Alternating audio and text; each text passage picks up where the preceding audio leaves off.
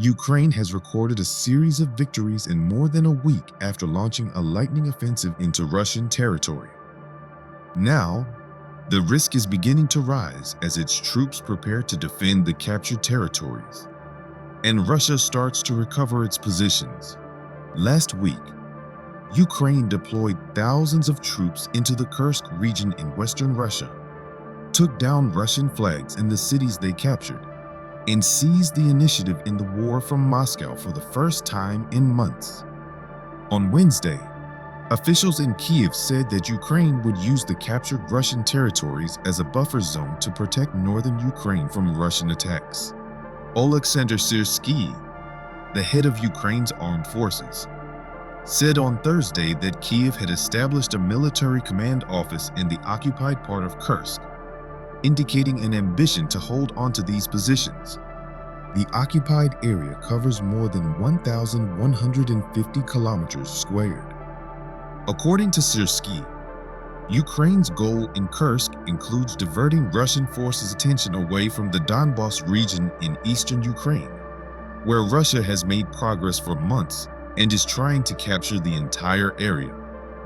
Former Ukrainian Defense Minister Andriy Zagorodnyuk said that, so far, there are no signs that Russia will surrender. Besides delivering a reputational blow to President Vladimir Putin, this largest invasion of Russia since World War II has shattered Russian forces, captured soldiers that could be used as bargaining chips, and created a threat on Russia's side, said Polish military analyst Konrad Muzyka.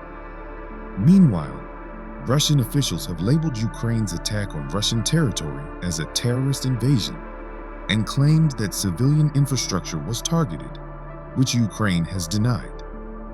Putin stated that Russia would deliver an appropriate response to the attack. However, the main task now is to drive all Ukrainian forces out of Russian territory. A spokesperson for Ukraine's Ministry of Foreign Affairs said this week that Ukraine is not interested in permanently seizing Russian land, and that the territory is only intended as a bargaining tool in peace negotiations. Kyiv-based military analyst Serhiy Zguritz predicted that Ukraine would try to maintain control over the area between the cities of Arwelsk, Hornevo, and Suza, as well as the border that gives Ukraine control over a strip about 20 kilometers wide in Russian territory.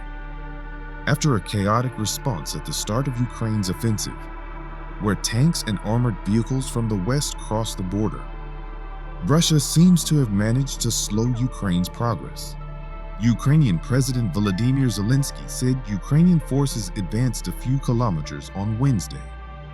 Senior Russian commanders said on Thursday that Ukrainian forces had been pushed back from a village in Russia's border region, but Kyiv's forces are still pressing along the front line. By bringing the war into Russia, Zelensky faces the risk of weakening Kyiv's defenses along Ukraine's front line.